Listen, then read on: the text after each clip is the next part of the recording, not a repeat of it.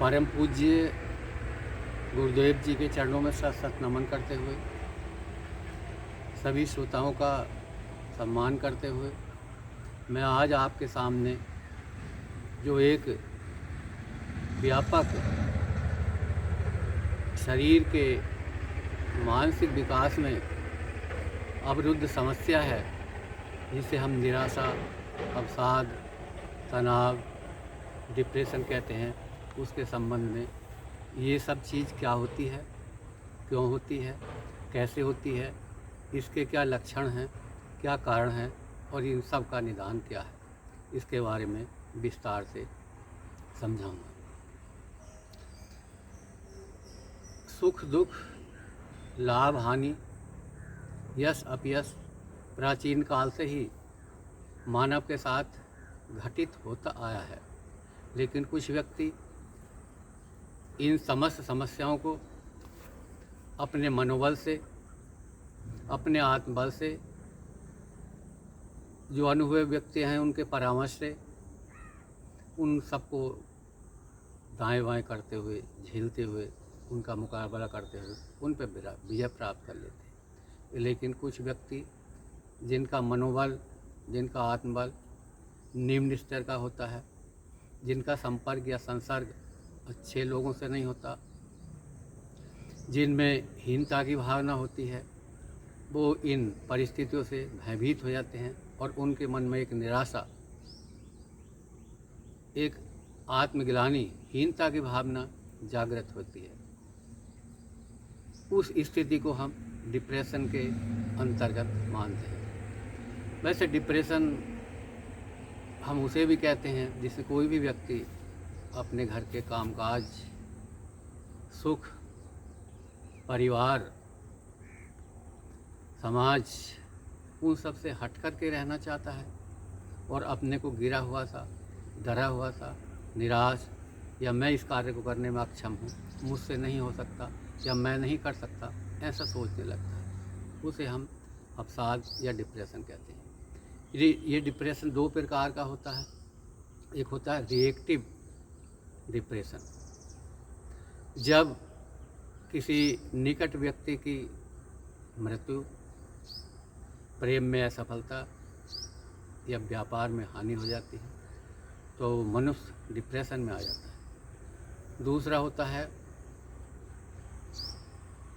Endogenous, जो अकारण ही मनुष्य के मस्तिष्क में एक प्रकार की उपज होती है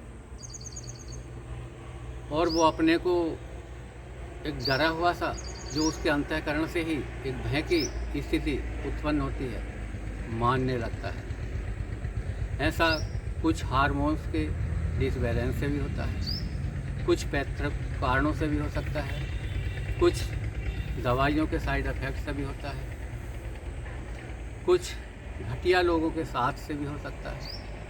इसके अनेक कारण, लेकिन इन सब का प्रभाव मनुष्य अपने को गिरा हुआ सा मानता है, भयभीत मानता है,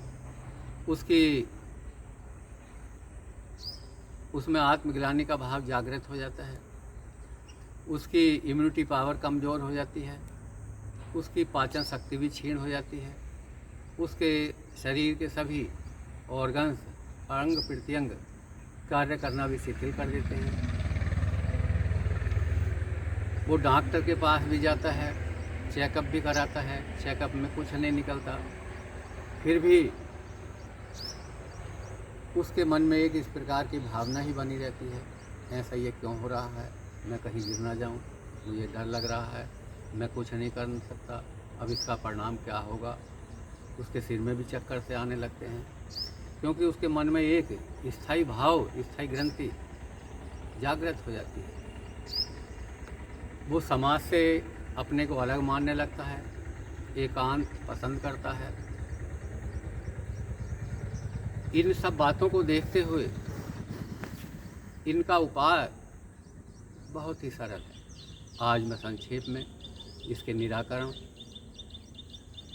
इनसे बचने का उपाय ये आपको बताता हूँ। जब कोई व्यक्ति इन विचारहीन या निम्न भावनाओं से ग्रसित हो जाए तो उसे स्वयं या उसके परिवारजन किसी अच्छे मनोरोग कुशल चिकित्सक के पास ले जाएं, उससे परामर्श लें और वो स्वयं व्यक्ति या उसके परिवारजन दृढ़ता और विश्वास के साथ उस चिकित्सक के परामर्श को माने।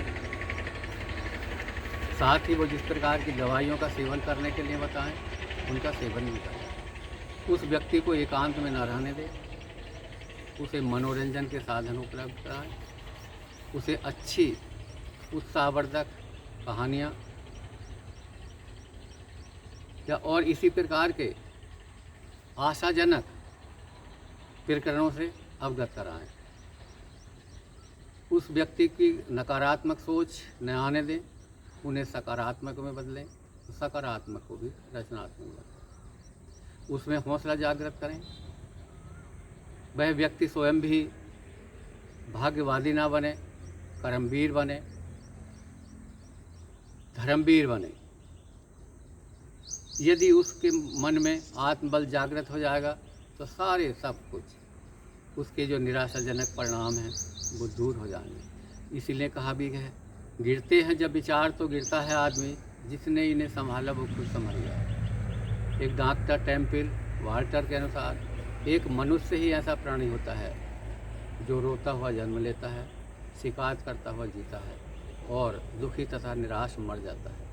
अब इसके निराकरण के बारे में जो बहुत ही सरल विधि है, पहले तो मैं कुछ आयुर्वेदिक औषधियों का वर्णन करता हूँ।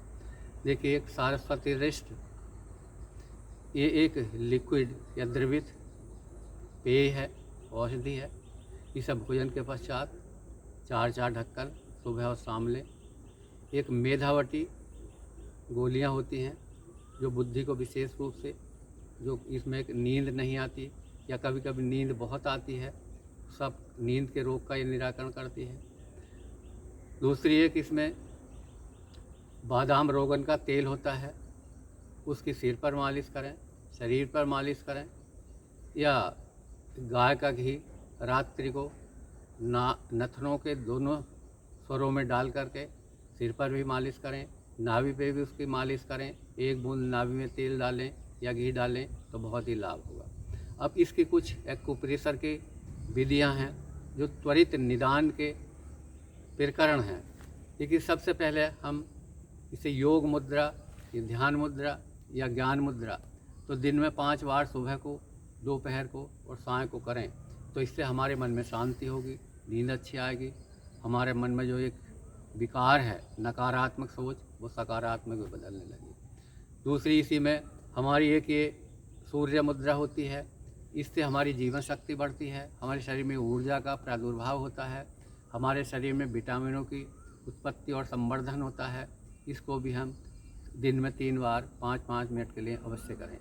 इसी प्रकरण में एक तीसरी हमारी ये प्राण मुद्रा होती है, जिसमें हमारे प्राणवायु का भली भांति संचार होता है। हमारे शरीर में विभिन्न प्रकार के जो सकारात्मक विचार हैं वो और हमारे प्रभावशाली या ऊर्जात्मक होने लगते हैं। हमारे शरीर में नवीन चेतना जागृत हो जाती है। इसी में एक एक्यूप्रेशर का विधान है। ये हमारा जो मस्तिष्क में जिस कारण ये रोग उत्पन्न होता है, एक हार्मोन का असंतुलन, तो इससे हमारी पिट्यूटरी ग्रंथि, यहाँ हमारी पीनियल ग्रंथि, ये हमारे ठीक प्रकार से हार्मोन का स्राव करने लगती हैं। इसी प्रकार हम दोनों अंगूठों में करेंगे और दोनों अंगूठों में करने के बाद हाथों से इन दोनों अंगूठों के द्वारा पैर के दोनों अंगूठों में इस प्रकार करेंगे।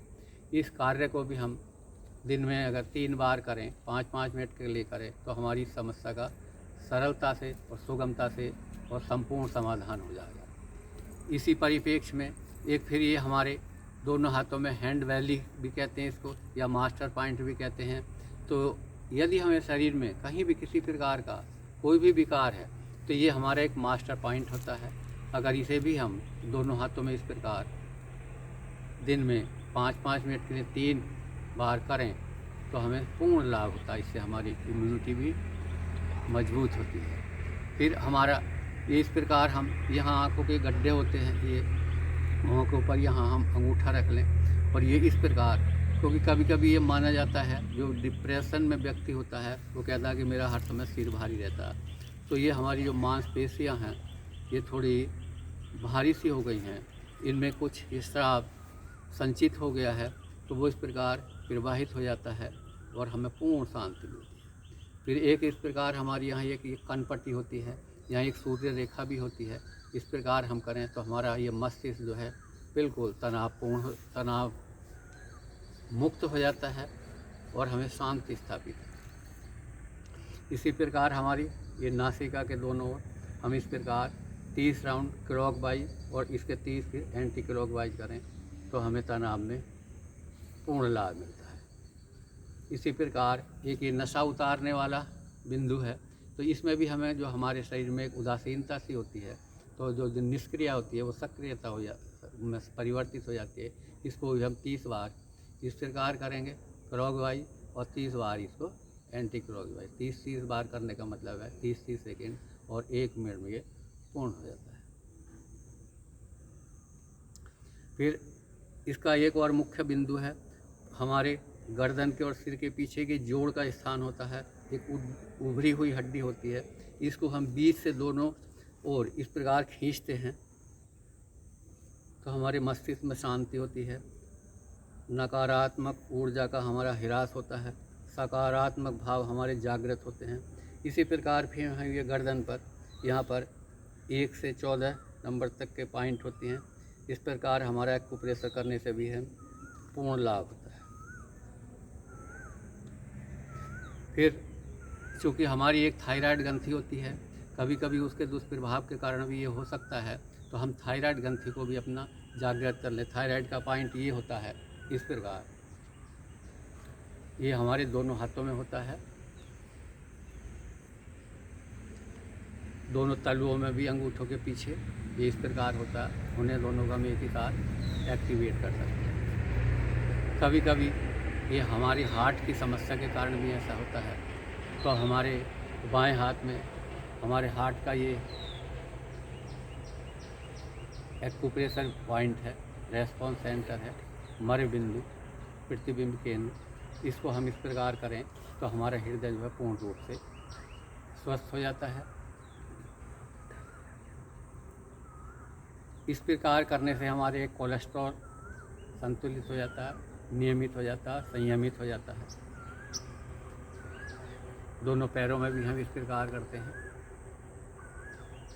कभी कभी ये रोग डिप्रेशन का हमें गुर्दों की लंबी बीमारी के कारण भी हो जाता है। कभी हमें पथरी की वजह है, हमारे शरीर में गुर्दों में पथरी हो जाती है, तो ये हमारा गुर्दों का पॉइंट है। इस गुर्दे में अगर कोई समस्या है तो इसका पॉइंट ये होता है, इसे हमें एक्टिवेट कर लेते हैं। ये हमारी इस गुर्दे का पॉइंट ये बीच हथेली में इस प्रकार होता है, ये इस प्रकार कर लेते हैं। नाभि को दूसरा हृदय कहा गया है, क्योंकि रावण की नाभि में भी अमृत था, हमारी नाभि में अमृत है, तो नाभि का पॉइंट ये होता है। इसको धरण भी कहते हैं। अगर ये हट जाती है, विचलित हो जाती है, तो ये कहा जाता है कि इससे विभिन्न प्रकार के रोग पनपते हैं और कोई भी औषधि हमें क्रियान्वित या लाभकारी नहीं होती। तो इस पॉइंट को भी हम अपना एक्टिवेट कर लेते हैं। ये दोनों हाथों में भी होती है, हथेलियों में, ये दोनों तलुओं में भी होती है। फिर इसी के साथ एक पादाभ्यांग हम उसे कहते हैं कि हम किसी भी प्रकार का कोई भी तेल लें, रात्रि को सोते समय अपने बिस्तर पर जाते हुए अपने पैरों को अच्छी तरह गुनगुने पानी से धो करके साफ़ कर लें, फिर किसी कपड़े से पोंछ करके सुखा लें। फिर हम तेल का मालिश अपने तलुओं पर भली भांति करें। तलुओं के बाद फिर पैर ऊपर के सिरे पर करें, फिर उंगलियों पर करें, उंगलियों को अपने इस प्रकार एक्टिवेट करें। तलुओं को भी अपने को ये सारे पॉइंट्स जो हैं उनको दबाएं। पैर के ऊपर भी सारे चैनल्स हैं, इस प्रकार हम दोनों पैरों में करें। फिर ये जो हमारे टखने होते हैं, ये पुरुषों के और महिलाओं के मुख्य रूप से जनन अंग होते हैं, वो तो ये उनके केंद्र बिंदु हैं। हम टखने के भी चारों ओर इस प्रकार ये करें। फिर हम यहाँ पर ये 8 अंगुल ऊपर तक, ये इसे कूंच भी कहते हैं, ये भी मनुष्यों के प्रोस्टेट से संबंधित खास नस होती है। महिलाओं के लिए भी ये जनन अंगों से संबंधित होती है। इसी प्रकार हम दोनों पैरों में कर लेंगे। इसे पादाभ्यांग कहते हैं। इससे हमारे शरीर में कभी रात को सोते सोते पैरों में नस चढ़ जाती है, इसे क्रैम्प कहते हैं। बहुत कष्ट होता है, वो हमारी ठीक हो जाती है। इसके बाद हम अपना हाथों में भी इस प्रकार तेल लगा करके हथेलियों को अपना सारी दबा लेंगे, सारी उंगलियों को इस प्रकार कर लेंगे, ये पीछे की ओर सभी सारे चैनल इस प्रकार। फिर ये जो कलाई होती है इसमें भी महिलाओं के, ये बाईं ओर महिलाओं का ये गर्भाशय, यूट्रस वगैरह ये सारे जननांगों से संबंधित होते हैं। पुरुषों के प्रोस्टेट से संबंधित होते हैं इस प्रकार। फिर ये अपना हाथों को अच्छी तरह से धोने का कार्यक्रम करेंगे, सूखे ही, बिना किसी चिकनाई के लगाए हुए। चिकनाई भी लगा सकते हैं तो कोई बात नहीं है। इस प्रकार तो मनुष्य के मन में जो एक हीनता की भावना है, डिप्रेशन है, वो लगभग पूर्ण रूप से एक दिन में ही अगर नियमित रूप से किया जाए तो तनाव में पूर्ण शांति मिलती है। ये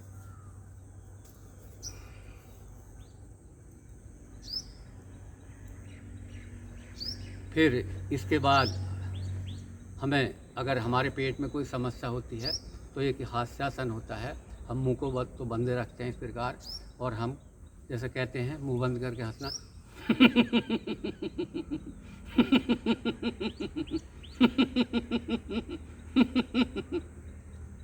इस प्रकार भी होता है।